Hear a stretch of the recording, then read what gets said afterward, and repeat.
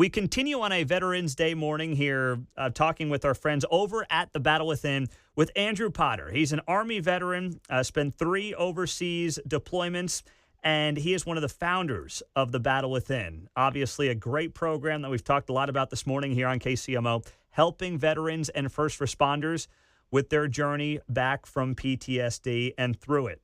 Well, Andrew, good morning. Thanks for being here on KCMO.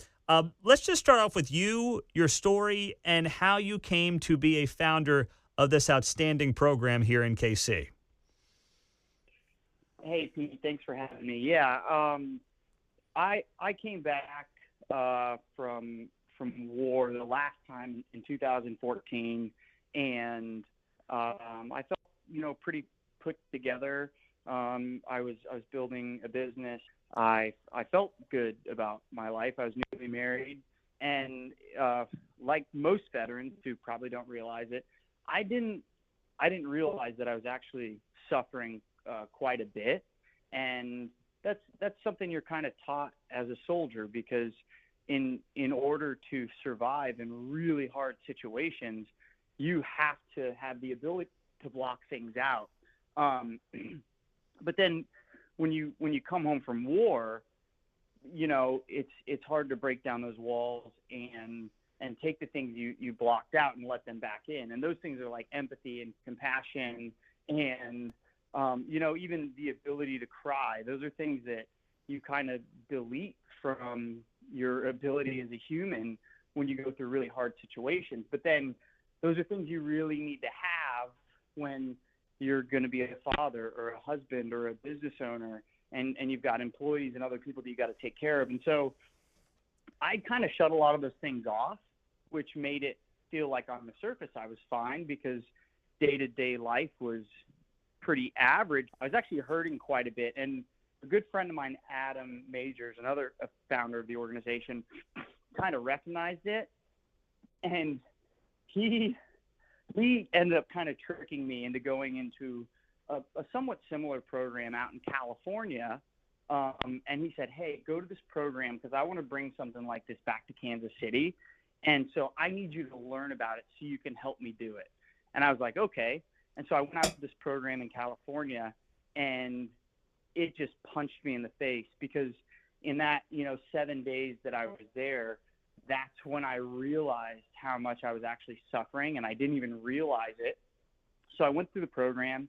It really served me well. It changed my life, saved my life in many ways, and it brought me back to the reality of being a normal human again, not just, a soldier who was blocking everything off. And then after that, Adam and I were like, okay, now it's time. Now we've got to do this for other people, because a lot of veterans that are suffering, one, they don't even realize that they are, and two, even if they kind of recognize it, most of them think they can't do anything about it. And that was me. I was blind to the fact that I was in a lot of pain, and I wasn't even seeing the full potential of who I could be, because of how going to war had changed me. And so bringing that program back to Kansas City and then offering it to our local communities was just something really important, and that's kind of how we got to where we are today. And now, of course, you've gone on to not just grow the Battle Within, but you're the founder of ROKC Rock Climbing with 3 gyms here in the Kansas City area, which is a tremendous success, I know. So what is the thing when you talk to all of these veterans like yourself who don't realize they need this kind of help until they get into the program? How do you convince them, and what can you share with a listener who is listening right now who knows somebody who desperately needs the Battle Within but just can't get that person to do it because they keep saying, I'm fine? What do you give them for advice? Yeah, I think, using some analogies and telling some stories can be really, really helpful. So one story I have, for example, like me, I feel like I'm a decent husband, a decent father to my 3 kids.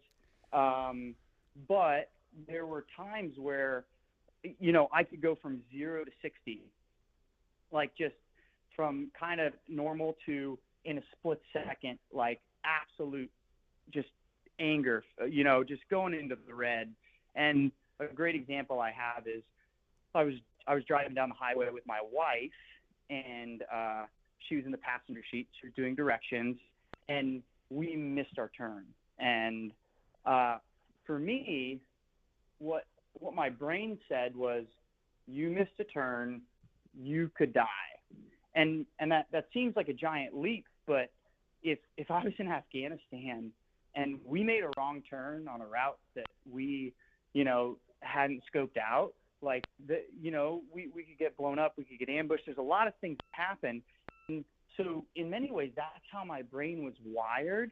And it was actually really sad for me to get angry like that, because I'm thinking, why am I getting so upset over something so silly? Like, this is going to take us 45 seconds just to get back on the highway. But that's what I didn't realize. It was actually legitimately my brain that had been changed from going to war. And it was something that I wasn't in control over. I didn't have the ability to use what we refer to as metacognition, which is like the awareness of self-awareness, thinking about your thoughts. I didn't have the ability to do that because all I saw was a threat in front of me, and I needed to assess it immediately, when the reality is missing a turn on the highway poses zero threat to me and my family. And so the way I reacted to things, it made me sad, because I don't want to react like that. That's not who I am. But I needed to do some work to be able to recognize in those situations, hey, this is not right. Why is this happening to me? And the thing is, just being able to, better regulate my emotions, recognize the things I'm thinking about and the things I'm going through, and recognize that, hey, I'm in a good place. I'm safe. This is not a danger to me or my family, was immensely helpful. And the problem is, it does take work to relearn how to be your true self again. And nobody wants that. And the other thing I would say is, I went to, war as a U.S. Army Ranger. I went through a lot of different hard situations, and I'm okay saying that I need help. I need help. Help me. Humans are not meant to do this alone. They're meant to do this in community. They're meant to do this with people around them. And unfortunately, in our, 21st century male culture, a lot of times it's looked at like it's weakness to go ask for help. And what I can tell you as like a special operations soldier who's been through a lot, it's not weakness to ask for help. It's actually a sign of strength. It's saying, hey, I can be a better version of me by going and asking for help, by going and seeking a way to make myself better. So even if you don't think you need help, I mean, who doesn't want to be a better, more successful version of themselves? And success could mean, serving your family. Success could mean like serving a business or growing in your career. And if you want to put in the work to do that, learning how to be a more compassionate, empathetic person coming back from war, like you just have to do the work that we teach in the Battle Within in order to get there. It can only help you. You're not going to go through a program like this and then be looked at like you're weak or you're soft. No. I'm a much better, more effective leader, a stronger father because of the program. And so if those are things you want in your life, I mean, yeah, you should definitely go look up the Battle Within and go do it for yourself. You've earned the right to go like heal some of the wounds of the past, Absolutely. Andrew Potter, one of the founders of the Battle Within, owner of the ROKC rock climbing facilities here in the Kansas City area as well. Andrew, great stuff as always. Thanks for being here on KCMO, and keep up the outstanding work. Really appreciate you, Pete. Thanks for the opportunity.